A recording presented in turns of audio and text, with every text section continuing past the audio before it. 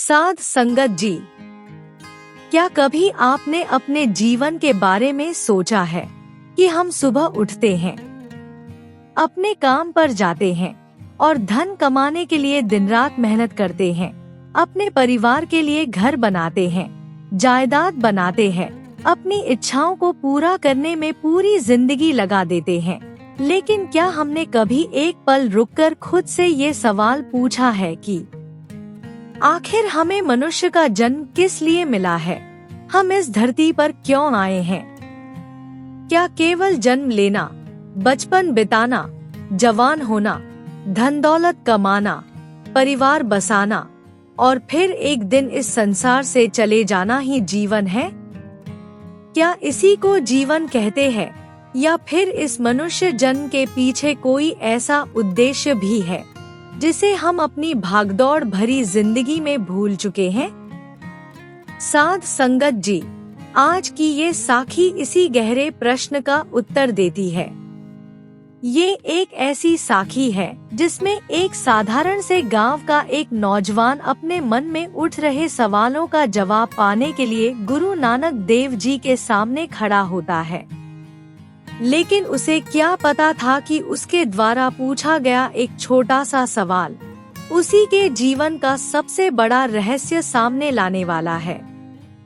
उस दिन गुरु नानक देव जी ने केवल उसे उत्तर नहीं दिया था, बल्कि पूरे गांव को ये समझा दिया था कि मनुष्य जन्म कितना अनमोल है और ये किस उद्देश्य से मिलता है। तो आइए संगत जी, पूरी श्रद्धा और ध्यान के साथ सुनते हैं ये अद्भुत साखी।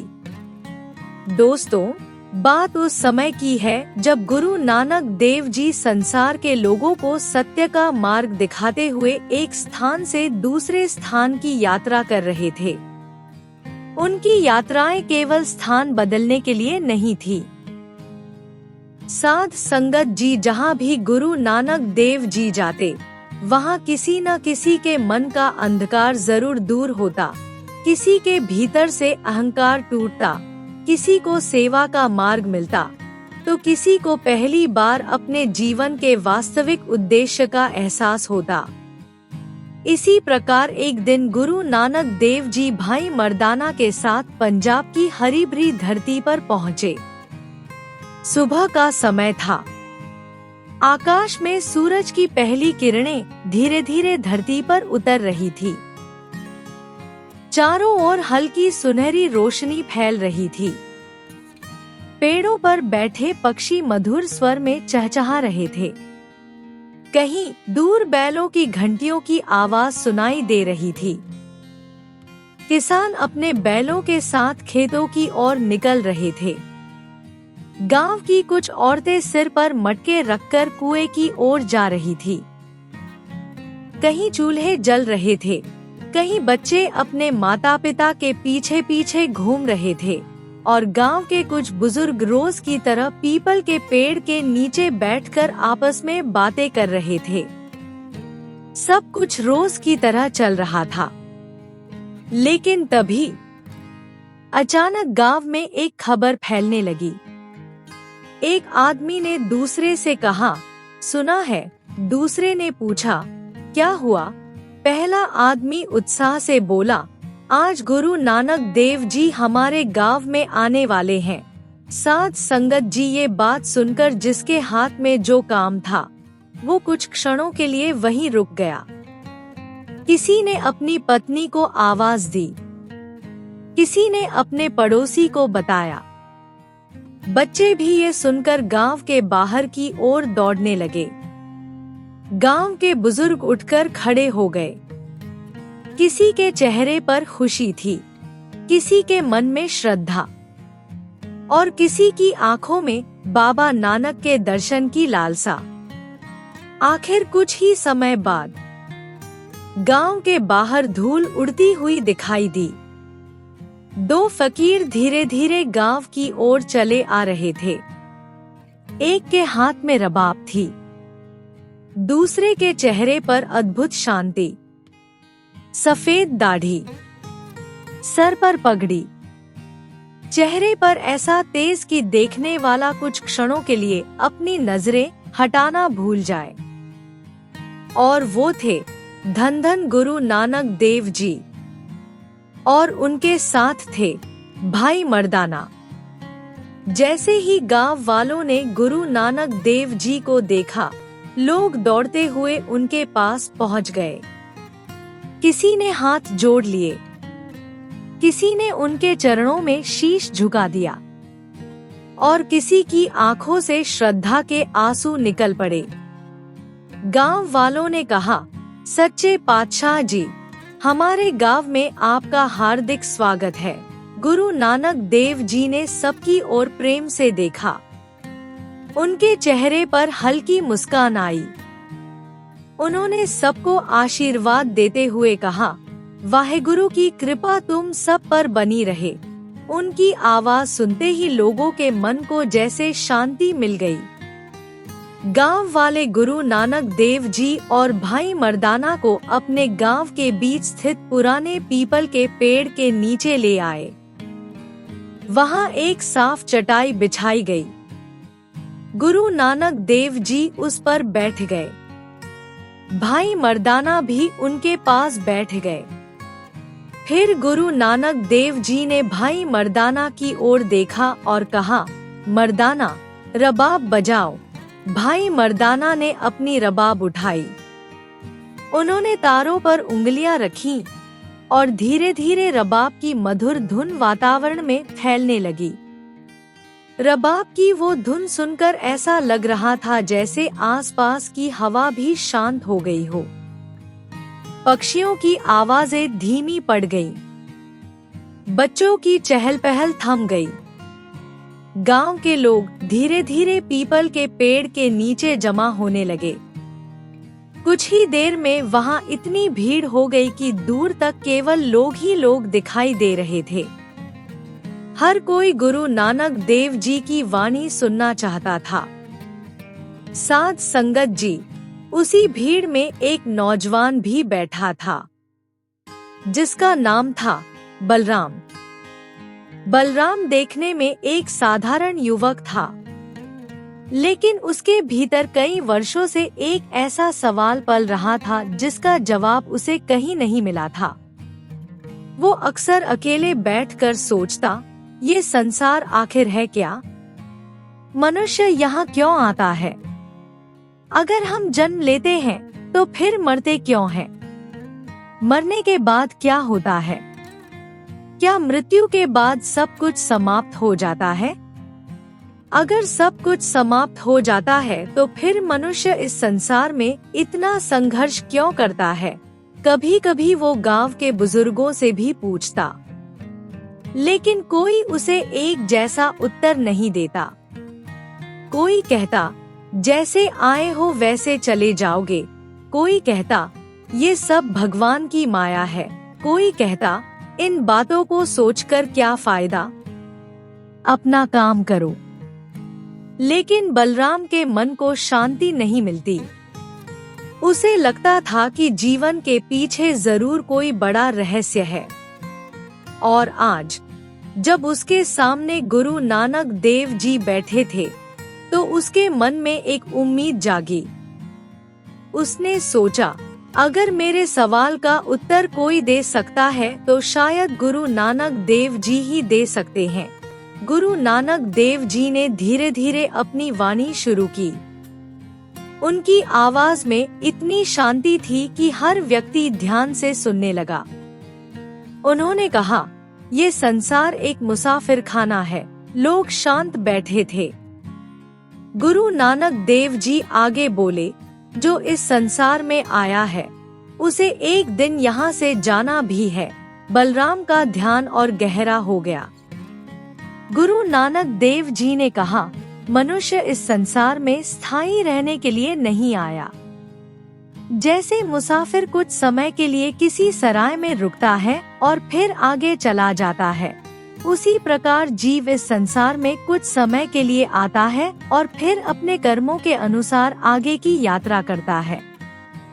ये बात सुनकर बलराम की आंखें गुरु नानक देव जी के चेहरे पर टिक गईं। उसके मन में वही प्रश्न फिर उठने लगा, आखिर मनुष्य जन्म किसे मिलता है? कुछ देर तक वो बैठा रहा, फिर आखिरकार वो खड़ा हो गया। उसने दोनों हाथ जोड़ लिए और बोला, सच्चे पातशाह जी। गुरु नानक देव जी ने उसकी ओर देखा और बोले, बोलो बेटा। बलराम ने कहा, मेरे मन में बहुत दिनों से एक प्रश्न है। मैंने कई लोगों से इसका उत्तर पूछा, लेकिन मेरा मन संतुष्ट नहीं हुआ। अगर आप कृपा करें तो मेरी जिज्ञासा शांत कर दीजिए। गुरु नानक देव जी उसकी बात सुनकर मुस्कुराए। उन्होंने कहा, पूछो बेटा। जो प्रश्न मन में है उसे पूछने से कभी डरना नहीं चाहिए। बलराम ने गहरी सांस ली, फिर बोला, गुरुजी, मनुष्य जन्म किसे मिलता है और इस मनुष्य जन्म का महत्व क्या है?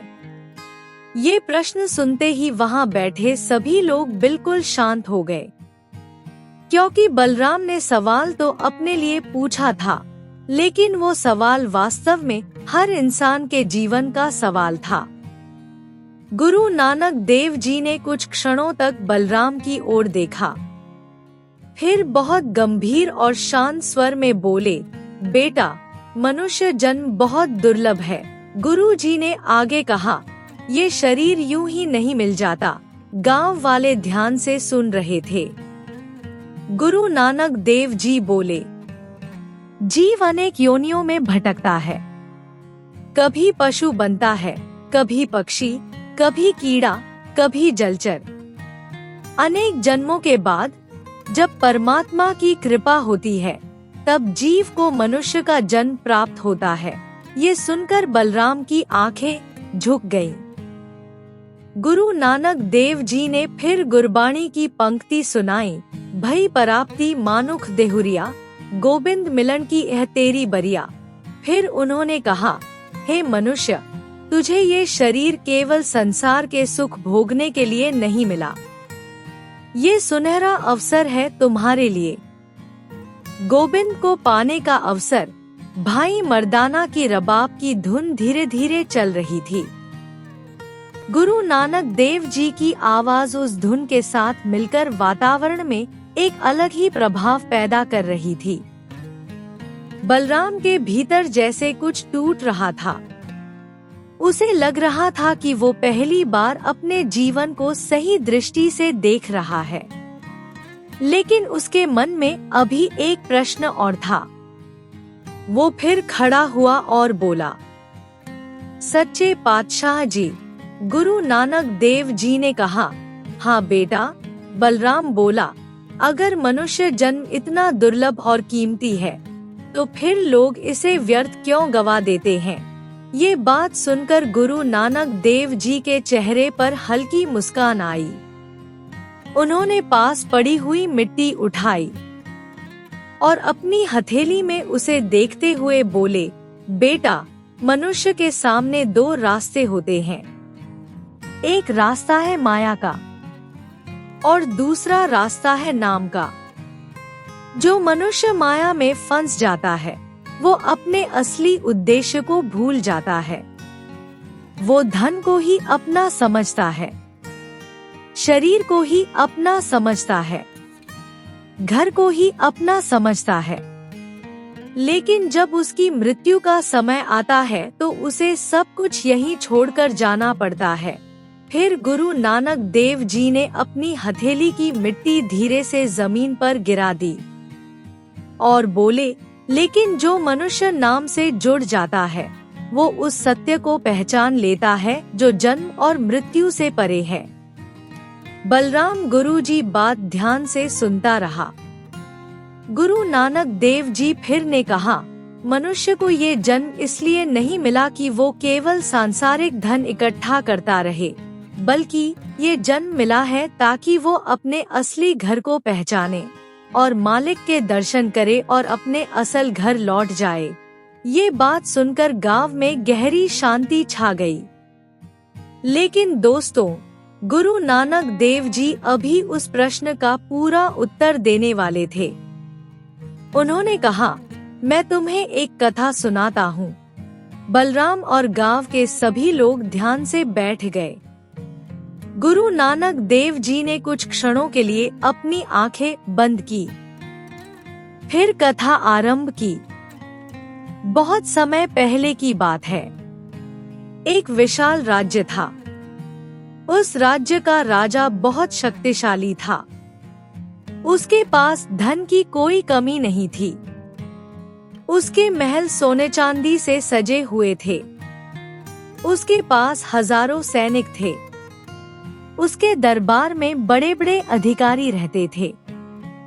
दूर दूर के राज्यों से लोग उसके दरबार में आते थे। राजा के पास इतना धन था कि वो अपनी इच्छा से कुछ भी खरीद सकता था। लेकिन साध संगत जी उसके पास एक चीज नहीं थी, और वो थी दया। उसके हृदय में गरीबों के लिए कोई प्रेम नहीं था। उसे अपनी शक्ति पर बहुत घमंड था। वो सोचता था कि मैं राजा हूँ, मेरी आज्ञा ही कानून है, जो मैं कहूँगा वही होगा। गरीब लोग उसके अत्याचारों से परेशान थे। राजा भारी लगान वसूलता था। किसान अपनी मेहनत से फसल उगाते, लेकिन फसल का बड़ा हिस्सा राजा के सैनिक ले जाते। कई बार किसी किसान की फसल खराब हो जाती, वो राजा का लगान नहीं दे पाता। तब सैनिक उसके घर पहुंच जाते, घर का सामान उठा लेते, पशु ले जाते। कभी कभी उस गरीब व्यक्ति को जेल में डाल दिया जाता। गांव के लोग राजा से डरते थे। किसी में इतना साहस नहीं था कि उसके सामने जाकर उसके अत्याचारों की शिकायत कर सके। राजा को लगता था कि उसकी शक्ति हमेशा बनी रहेगी। उसका अहंकार दिन ब दिन बढ़ता गया। एक दिन उसके दरबार में एक संत पहुँचे। संत साधारण वस्त्र पहने हुए थे। उनके चेहरे पर शांति थी। उन्होंने राजा को देखा और कहा, राजन, तुम्हें ये शक्ति और ये राज्य परमात्मा ने दिया है। राजा ने उनकी ओर देखा। संत ने आगे कहा, इस शक्ति का उपयोग लोगों की सेवा के लिए करो। जो गरीब तुम्हारे राज्य में रहते हैं, उनकी रक्षा करो। जिसके पास खाने के लिए नहीं है, उसकी सहायता करो। राजा का धर्म केवल शासन करना नहीं, बल्कि अपनी प्रजा की रक्षा करना भी है। लेकिन राजा संत की बात सुनकर हंस पड़ा। उसने घमंड से कहा, मैं ही इस राज्य का भगवान हूँ। दरबार में बैठे लोग राजा की ओर देखने लगे, लेकिन संत शांत रहे। उन्होंने कहा, राजन, अहंकार मनुष्य को अंधा बना देता है। राजा फिर हंसा। संत ने कहा, जिस दिन ये शरीर छूटेगा, उस दिन तुम्हें अपने कर्मों का फल अवश्य मिलेगा। राजा ने संत की बात को गंभीरता से नहीं लिया। उसके बाद संत वहां से चले गए। समय बीतता गया, लेकिन राजा का अहंकार कम नहीं हुआ, बल्कि उसकी क्रूरता और बढ़ती गई। लेकिन दोस्तों, समय कभी किसी के लिए नहीं रुकता। राजा के महल में धन था, सैनिक थे, वैद्य थे, हकीम थे, लेकिन समय के सामने कोई शक्ति नहीं चलती। कुछ वर्षों के बाद राजा अचानक बीमार पड़ गया। शुरू में राजा को लगा कि मामूली बीमारी है। उसने अपने सेवकों को आदेश दिया, दूर दूर से बड़े हकीम और वैद्य बुलाए जाएं। राजा के आदेश पर अनेक चिकित्सक आए। किसी ने दवा दी, किसी ने उपचार किया, किसी ने दूसरी औषधि बताई, लेकिन बीमारी बढ़ती गई। राजा का शरीर कमजोर होता गया। जो राजा कभी सिंहासन पर बैठकर हजारों लोगों को आदेश देता था, वही राजा अब अपने बिस्तर से उठने में असमर्थ था। उसने अपने चारों ओर देखा। सोने के महल थे, धन था, सेवक थे, लेकिन उसके भीतर भय बढ़ रहा था। एक रात उसकी हालत बहुत खराब हो गई। वो अपने बिस्तर पर लेटा था। सांस भारी हो रही थी। उसे महसूस हो रहा था कि उसका शरीर धीरे धीरे उसका साथ छोड़ रहा है। और तभी उसके सामने उसका पूरा जीवन किसी चलचित्र की तरह घूमने लगा। उसे गरीब किसान दिखाई दिए। उसे वे परिवार दिखाई दिए जिनसे उसने भारी लगान लिया था। उसे वे लोग दिखाई दिए जिनके घर सैनिकों ने लूटे थे। उसे उन गरीबों की चीखें सुनाई देने लगी जिन पर उसने कभी दया नहीं की थी। ये देखकर राजा डर गया। राजा के मन में पहली बार भय पैदा हुआ। उसने सोचा, मैंने क्या किया? जिस शक्ति पर मुझे इतना घमंड था, आज वो शक्ति कहाँ है? मेरा धन मुझे क्यों नहीं बचा रहा? लेकिन अब समय निकल चुका था। कुछ ही क्षणों बाद उसकी सांस रुक गई। राजा का शरीर शांत हो गया। उसकी मृत्यु हो चुकी थी। लेकिन साध संगत जी, कहानी यहीं समाप्त नहीं हुई। जब आत्मा शरीर से बाहर निकली तो राजा ने देखा कि उसके सामने 2 दिव्य दूत खड़े हैं। उन्होंने राजा से कहा, चलो। राजा ने भयभीत होकर पूछा, कहाँ? दूतों ने कहा, अब तुम्हें अपने कर्मों का हिसाब देना है। इन शब्दों को सुनते ही राजा की आत्मा कांप उठी। जिसे जीवन भर अपने राज्य और ताकत पर घमंड था, आज उसे अपने कर्मों का भय सताने लगा। अब उसके सामने न सिंहासन था, न सेना, न सोना, न महल। उसके साथ केवल उसके कर्म थे। संगत जी, समय बीता और उसके कर्मों के अनुसार उसे नया जन्म मिला। लेकिन इस बार वो राजा नहीं था। वो एक कुत्ते के रूप में जन्मा, जिसने कभी गरीबों को भूखा रखा था, अब वही स्वयं भूख का दर्द सहने लगा। जिसने कभी दूसरों को पत्थरों और सैनिकों के भय में रखा था, अब लोग उसे पत्थर मारते। कभी उसे भोजन मिलता, कभी नहीं मिलता। कभी कोई उसे दुत्कार देता, कभी कोई उसे भगा देता। वो जीवन जीता रहा, लेकिन अब वो वही दर्द महसूस कर रहा था जिसे उसने कभी दूसरों का दर्द समझा ही नहीं था। कुछ वर्षों के बाद कुत्ते का जीवन भी समाप्त हो गया। आत्मा ने फिर एक नया जन्म लिया। इस बार वो एक पक्षी बना। वो जंगलों और खुले आकाश में उड़ता रहा। लेकिन जीवन संघर्ष से भरा था। भूख थी, भय था, हर समय जीवन बचाने की चिंता थी। फिर एक जन्म समाप्त हुआ, फिर दूसरा जन्म मिला, फिर तीसरा, फिर चौथा, और इसी प्रकार आत्मा जन्मों के चक्र में भटकती रही। कभी पशु, कभी पक्षी, कभी कीड़ा, कभी जलचर। हर जन्म में उसे अपने कर्मों का फल भोगना पड़ा। राजा का घमंड कहीं खो गया था। राजा का महल कहीं पीछे छूट चुका था। उसकी दौलत का कोई अर्थ नहीं रह गया था। उसकी शक्ति समाप्त हो चुकी थी। अब उसके पास केवल कर्म थे। ऐसे ही बहुत लंबे समय तक आत्मा भटकती रही। और फिर एक दिन परमात्मा की कृपा हुई। उसे फिर से मनुष्य जन्म मिला। लेकिन इस बार वो किसी राजमहल में पैदा नहीं हुआ। वो एक गरीब परिवार में जन्मा।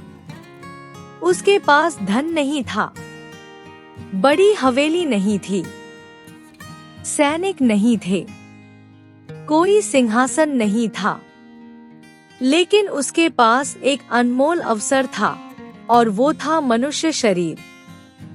गुरु नानक देव जी यहाँ तक कथा सुनाकर कुछ क्षण के लिए शांत हो गए। सभा में बैठे लोग सांस रोके गुरु जी की ओर देख रहे थे। बलराम भी बड़ी बेचैनी से गुरु जी को देख रहा था। उसके मन में प्रश्न था, उसके बाद क्या हुआ? आखिरकार वो खुद को रोक नहीं सका। उसने पूछा, सच्चे पातशाह जी, उसके बाद क्या हुआ? गुरु नानक देव जी ने गंभीर स्वर में कहा, इस बार जिस गरीब परिवार में वो आत्मा पैदा हुई, वहाँ उसका नाम रखा गया बलराम। ये सुनते ही पूरी सभा जैसे पत्थर की मूर्ति बन गई। लोगों ने एक दूसरे की ओर देखा, क्योंकि उनके सामने बैठा वो नौजवान भी बलराम ही था। गुरु जी की बात सुनते ही बलराम की आंखें फैल गईं। उसका चेहरा बदल गया। उसके भीतर जैसे बिजली कौंध गई। वो गुरु नानक देव जी को देखता रह गया। उसके मन में हजारों प्रश्न उठने लगे। क्या वो राजा मैं ही हूँ? क्या मेरे पिछले कर्मों का कोई हिसाब है? क्या ये मनुष्य जन्म मुझे किसी उद्देश्य के लिए मिला है? गुरु नानक देव जी के चेहरे पर हल्की मुस्कान थी। उन्होंने कहा, बेटा, ये केवल कथा नहीं है, ये जीवन के सत्य को समझाने का माध्यम है। फिर गुरु जी ने कहा, आत्मा अपने कर्मों के अनुसार जन्म लेती है और कर्मों के अनुसार फल भोगती है। और जब परमात्मा की कृपा होती है, तब मनुष्य जन्म मिलता है। बलराम की आंखों से आंसू निकलने लगे। अब उसे समझ आने लगा था कि गुरुजी मनुष्य जन्म को इतना दुर्लभ क्यों बता रहे थे। गुरुजी ने लोगों की ओर देखते हुए कहा, मनुष्य जन्म केवल खाने पीने, धन कमाने और संसार की वस्तुओं के पीछे भागने के लिए नहीं मिला। ये परमात्मा को पाने का अवसर है। गुरुजी की वाणी और गंभीर हो गई। उन्होंने कहा, हे मनुष्य, ये शरीर तुम्हें बहुत कठिनाई से मिला है। अगर तुम इसे केवल माया में खो दोगे, तो फिर जन्म मरण के चक्कर में भटकना पड़ेगा। बलराम का सिर झुक गया। उसने अपने जीवन के बारे में सोचना शुरू कर दिया।